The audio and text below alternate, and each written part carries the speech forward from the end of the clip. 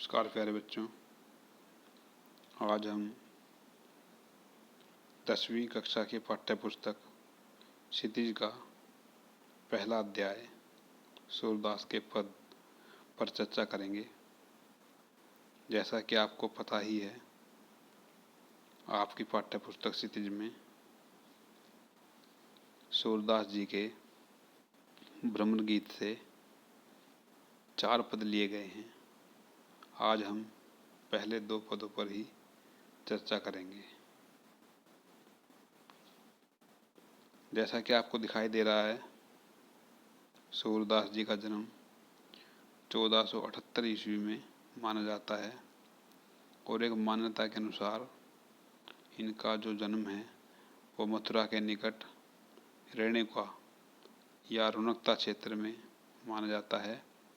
और एक मान्यता और है जिसके अनुसार इनका जन्म दिल्ली के पास सीही में माना जाता है।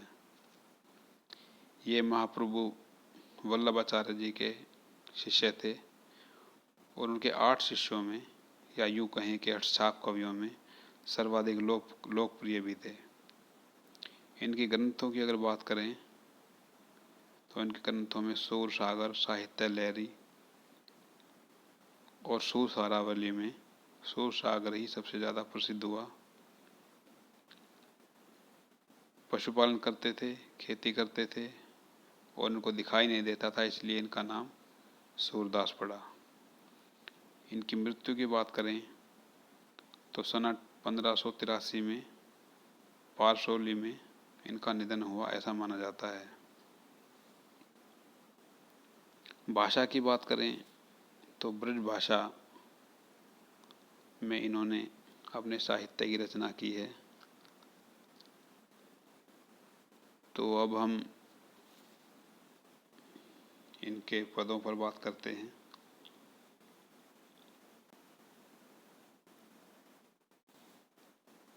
अब हमारे सामने प्रस्तुत है सूरदास के पद का पहला पद। तो पहले जल्दी से इसके शब्दार्थ देख लेते हैं। बड़भागी अर्थात भाग्यवान, अपरस, अलिप्त या निरस या अछूता, तगा, तगा माने धागा, डोरा या बंधन, पुरइन पात कमल का पत्ता, रस माने जल, न दागी दाग तक नहीं लगता, माह में माहे मने में, प्रीति नदी प्रेम की नदी, पाऊँ मतलब पैर, बोरियो डुबोना, परागी मुग्ध होना, भोरी भोली, गुड़ चाटी जो पागी, जिस प्रकार चींटी गुड़ में लिपट जाती हैं। गुड़ गुड़, चाटी चींटी। तो ये हमारे सामने पहला पद है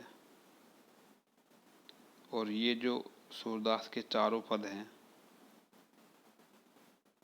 यदि हम इसके सप्रसंग की बात करें या इसका प्रसंग क्या है, तो सूरदास जी हिंदी साहित्य में भक्ति काल के मुख्य कवियों में स्थान पाते हैं और भक्ति काल की शाखाएं नीचे 4 भागों में विभाजित होती हुई हमें दिखाई देती हैं। तो ये सगुण भक्ति शाखा के कृष्ण मार्गी शाखा के प्रसिद्ध कवि हैं। उसी प्रकार राम मार्गी शाखा है सगुण की। उसी प्रकार निर्गुण में ज्ञान मार्गी है, जिसको हम संत काव्यधारा भी कहते हैं। सूफी काव्यधारा है जिसको हम प्रेम मार्ग भी कहते हैं।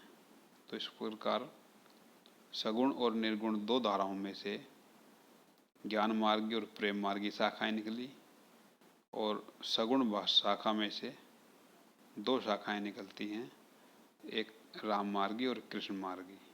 तो कृष्ण मार्गी शाखा के ये मुख्य कवि हैं। यहाँ पर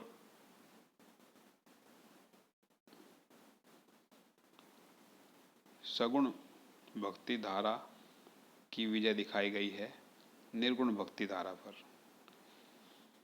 निर्गुण भक्ति धारा में हम मानते हैं कि भगवान का कोई रंग रूप आकार नहीं है, जबकि उसी प्रकार सगुण भाषा में हम बिल्कुल उसके विपरीत मानते हैं और हम भगवान को एक साकार रूप में देखते हैं। तो यहाँ पर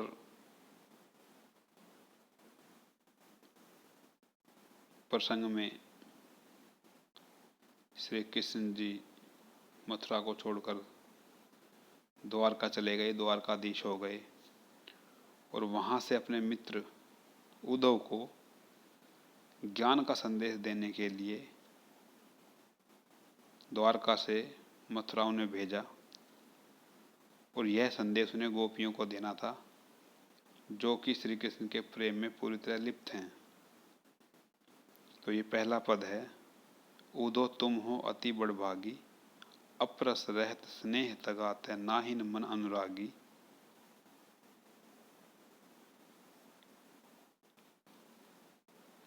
पुर इन पात रहत जल भीतर, तारस देह न दागी। ज्यों जल माह तेल की गागरी, बूंद न ताको लागी। प्रीति नदी में पावना बोरियो, दृष्टि न रूप परागी। सूरदास अबला हम भोरी, गुर चाटी जो पागी।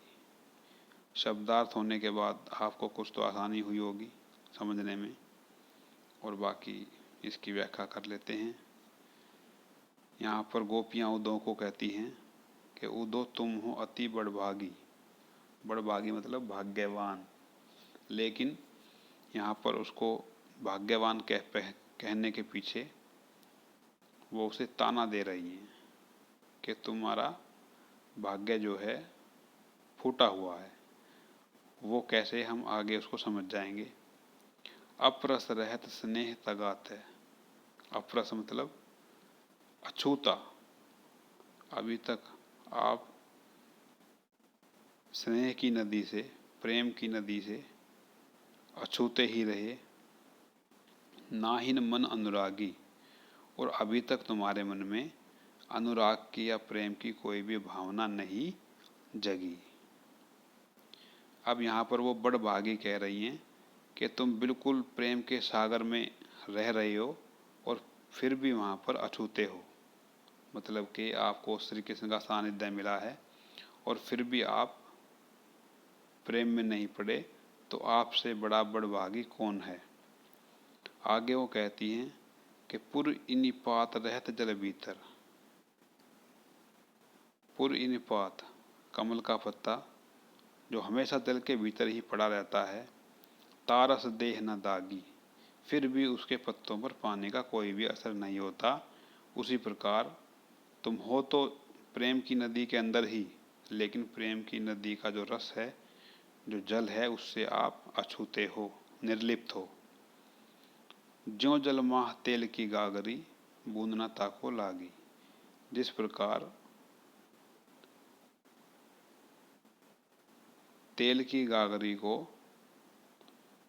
जल में डालने पर उस पर पानी का कोई असर नहीं होता, उसी प्रकार तुम भी तेल की गागरी के घड़े के समान ही हो, जिसको अभी तक पानी की एक बूंद भी छू नहीं पाई है।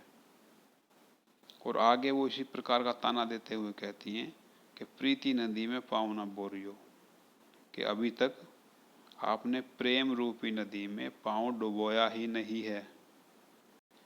दृष्टि ने रूप परागी, और आपकी दृष्टि ने भी किसी रूप को देखा नहीं है, रूप पर मोहित आप अभी नहीं हुए हो। और फिर वो अंत में कहती हैं कि सूरदास अबला हम भोरी, गुर चाटी जो पागी, कि हम तो बिल्कुल भोली भाली अबला नारी के समान हैं, और भोली भाली होने के कारण हमें श्री कृष्ण का प्रेम इस प्रकार से मिला है जैसे चींटी को गुड़ मिल जाता है और वो उस पर लिपट जाती है। तो बहुत ही अच्छा एक पद हमें यहाँ पर पढ़ने को मिला। तो अब हम इनका दूसरा पद देख लेते हैं। अब हमारे सामने प्रस्तुत है सूरदास जी का दूसरा पद, मन की मन ही मांझ रही। इसके जल्दी शब्दार्थ देख लेते हैं। मांझ माने में, आधार, सहारा, आवन, आगमन, बिथा, व्यथा या दर्द, विरहनी, वियोग में जीने वाली, विरहनी वियोग में जीने वाली, विरह दही, विरह की आग में जल रही। हुती माने थी, गुहारी, रक्षा के लिए पुकारना। तिति ते, जहाँ से, उत उदर, धार, योग की प्रबल धार, मर्यादा या मर्यादा या प्रतिष्ठा, लही, नहीं रही। तो यहाँ पर भी प्रसंग की बात करें तो ये पद सूर सागर के भ्रमर गीत से लिया गया है, जो कि अब हमारी पाठ्य पुस्तक में है, और इसकी भाषा जो है ब्रज है। और यहाँ पर भी वही बात